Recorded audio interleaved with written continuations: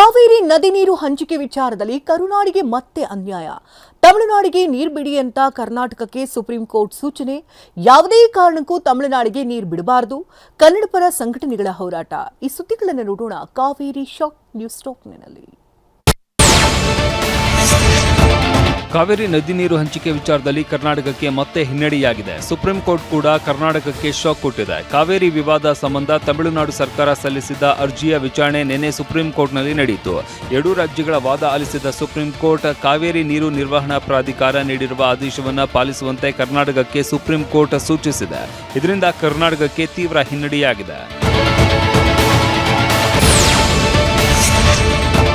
ಕಾವೇರಿ ನೀರು ನಿರ್ವಹಣಾ ಪ್ರಾಧಿಕಾರದ ಆದೇಶದ ಪ್ರಕಾರ ತಮಿಳುನಾಡಿಗೆ ಪ್ರತಿನಿತ್ಯ 12,000 ಕ್ಯೂಸೆಕ್ ನೀರು ಹರಿಸುವ ಆದೇಶವನ್ನು ಸುಪ್ರೀಂ ಕೋರ್ಟ್ ಎತ್ತಿ ಹಿಡಿದಿದೆ. ಈ ವಿವಾದದ ಮುಂದಿನ ವಿಚಾರಣೆಯನ್ನ 1 ವಾರಕ್ಕೆ ಸುಪ್ರೀಂ ಕೋರ್ಟ್ ಮುಂದೂಡಿದೆ.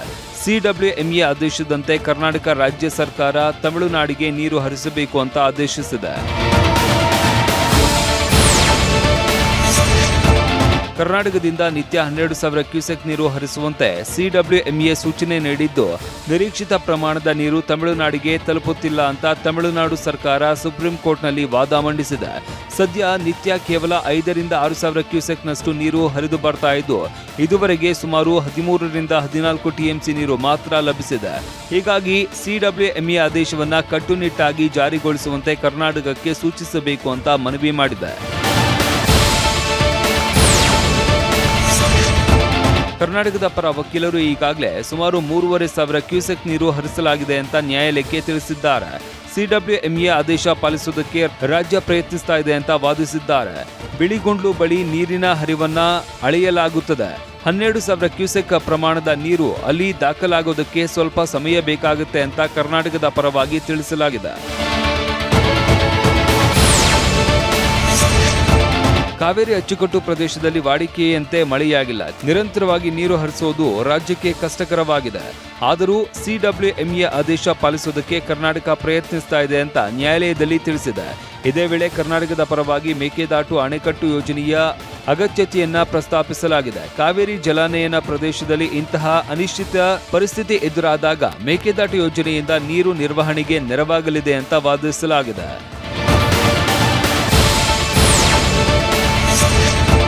ತಮಿಳುನಾಡು ಸರ್ಕಾರದ ಅರ್ಜಿ ವಜಾಗೊಳಿಸಿ ನಮಗೆ CWMA ಮುಂದೆ ಪುನರ್ ಪರಿಶೀಲನೆಗೆ ಅವಕಾಶ ಮಾಡಿಕೊಡಬೇಕು ಅಂತ ಸುಪ್ರೀಂ ಕೋರ್ಟ್ನಲ್ಲಿ ನಾವು ಕೇಳಿದ್ವಿ. ಆದರೆ ಸುಪ್ರೀಂ ಕೋರ್ಟ್ ಸೋಮವಾರದವರೆಗೆ ಯಥಾಸ್ಥಿತಿ ಮುಂದುವರಿಸಿ ಅಂತ ಹೇಳಿದೆ ಅಂತ ಜಲಸಂಪನ್ಮೂಲ ಸಚಿವ ಚೆಲುವರಾಯಸ್ವಾಮಿ ಹೇಳಿದ್ದಾರೆ. ಕಾನೂನು ತಜ್ಞರ ಜೊತೆಗೆ ಚರ್ಚಿಸಿ ಮುಂದಿನ ಹೆಜ್ಜೆ ಇಡಲಾಗುವುದು ಅಂತ ಚೆಲುವರಾಯಸ್ವಾಮಿ ತಿಳಿಸಿದ್ದಾರೆ. ನಮಗೆ CWMA ಮುಂದೆ ರಿವ್ಯೂ ಮಾಡಲಿಕ್ಕೆ ಅವಕಾಶ ಕೇಳಿದ್ದಾರೆ, ರಿವ್ಯೂ ಮಾಡಬೇಕು ಅಂತ. ಈಗ ಅವರು ಅದನ್ನ ಮುಂದಿನ ಸೋಮವಾರ ಇಟ್ಕೊಂಡಿದ್ದಾರೆ. ಕಾವೇರಿ ಜಲಾನಯನ ಪ್ರದೇಶದಲ್ಲಿ ಮಳೆ ಕಡಿಮೆಯಾಗಿದೆ. ಒಳಹರಿವು ಕಡಿಮೆ ಆಗ್ತಾ ಇದೆ. ಕಬಿನಿಯಿಂದ ನೀರು ಹರಿಸಲಾಗುತ್ತಿದೆ. ಹೀಗೆ ಆದ್ರೆ ಮುಂದಿನ ದಿನದಲ್ಲಿ ನಮಗೆ ಕಷ್ಟ ಆಗುತ್ತೆ. ಇದನ್ನೆಲ್ಲ ನೋಡಿ ಕಾನೂನು ತಜ್ಞರ ಜೊತೆ ಚರ್ಚೆ ಮಾಡಿ ಮುಂದಿನ ತೀರ್ಮಾನ ಕೈಗೊಳ್ತೇವೆ ಅಂತ ಸಚಿವ ಚೆಲುವರಾಯಸ್ವಾಮಿ ಹೇಳಿದ್ದಾರೆ. ಅಲ್ಲದೆ CM ಅವರ ಗಮನಕ್ಕೆ ತಂದು ಮುಂದೆ ಏನು ಅಂತ ಪ್ರಯತ್ನ ಮಾಡ್ತೀವಿ, ಏನ್ ಮಾಡಬಹುದು ಅಂತ ಕಾನೂನು ತಜ್ಞರ ಜೊತೆಗೆ ಚರ್ಚೆ ಮಾಡಿ ಕ್ರಮ ಕೈಗೊಳ್ಳೋದಕ್ಕೆ ಹೇಳಿದ್ದೇನೆ. ಅವರು ಚರ್ಚೆ ಮಾಡಿದ ಮೇಲೆ ಸಂಜೆ ವಿಚಾರ ಸ್ಪಷ್ಟಪಡಿಸಲಾಗುವುದು ಅಂತ ತಿಳಿಸಿದ್ದಾರೆ. ಮಳೆ ಕಡಿಮೆ ಆಗಿದೆ, ಇನ್ಫ್ಲೋ ಕಡಿಮೆ ಆಗ್ತಾ ಇದೆ. ಅದರಿಂದ ಈ ಕಬಿನಿನಲ್ಲೂ ಸಹ ನಾವು ಈಗ ಹೋಗ್ತಾ ಇರತಕ್ಕಂಥದ್ದು ಆಟೋಮೆಟಿಕ್ ಆಗಿ ಸ್ವಲ್ಪ ಕಷ್ಟ ಆಗುತ್ತೆ. ನಮ್ಮ ಲೀಗಲ್ ಟೀಮು ACS ಜೊತೆ ಎಲ್ಲ ಮಾತನಾಡಿ ಮೊನ್ನೆ ಮುಖ್ಯಮಂತ್ರಿಗಳು ಗಮನಕ್ಕೆ ತಂದು ಮುಂದೆ ಏನು ಅಂತ ಹೇಳಿ ನಾವು ಪ್ರಯತ್ನ.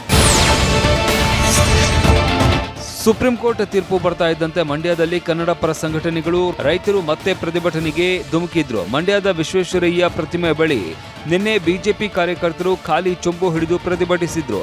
ಬೆಂಗಳೂರು ಮೈಸೂರು ರಸ್ತೆ ತಡೆದು ಪ್ರತಿಭಟನೆ ನಡೆಸಿದ್ರು. ಟೈರ್ಗೆ ಬೆಂಕಿ ಹಚ್ಚುವ ವೇಳೆ ಪೊಲೀಸರ ಜೊತೆ ಜಟಾಪಟಿನೇ ನಡೆಯಿತು. ತಡೆಯೋದಕ್ಕೆ ಯತ್ನಿಸಿದ ಪೊಲೀಸ್ ಸಬ್ ಇನ್ಸ್ಪೆಕ್ಟರ್ ಮಣಿ ಅವರ ಕೈಗೂ ಗಾಯವಾಗಿದೆ. ವಾಸ್ತವಾಂಶನ ಮನವರಿಕೆ ಮಾಡಿಕೊಳ್ಳಲು ಸಂಪೂರ್ಣ ರಾಜ್ಯ ಸರ್ಕಾರ ವಿಫಲ ಆಗಿದೆ. ಆ ನೈತಿಕ ಹೊಣೆಯನ್ನು ರಾಜ್ಯ ಸರ್ಕಾರ ಹೊರಬೇಕು. ಮಂಡ್ಯ ಜಿಲ್ಲೆ ಶ್ರೀರಂಗಪಟ್ಟಣ ತಾಲೂಕಿನ ಕಚೇರಿ ಬಳಿ ಭೂಮಿ ತಾಯಿ ಹೋರಾಟ ಸಮಿತಿ ಕಾರ್ಯಕರ್ತರು ನೇಣು ಕುಣಿಕೆ ಹಿಡಿದು ಧರಣಿ ನಡೆಸಿದ್ರು. ಕರ್ನಾಟಕ ಸರ್ಕಾರ ಸಮರ್ಥವಾಗಿ ವಾದ ಮಂಡಿಸುವಲ್ಲಿ ವಿಫಲವಾಗಿದೆ. ಯಾವುದೇ ಕಾರಣಕ್ಕೂ ತಮಿಳುನಾಡಿಗೆ ನೀರು ಹರಿಸಬಾರದು ಅಂತ ಆಕ್ರೋಶ ವ್ಯಕ್ತಪಡಿಸಿದ್ದಾರೆ.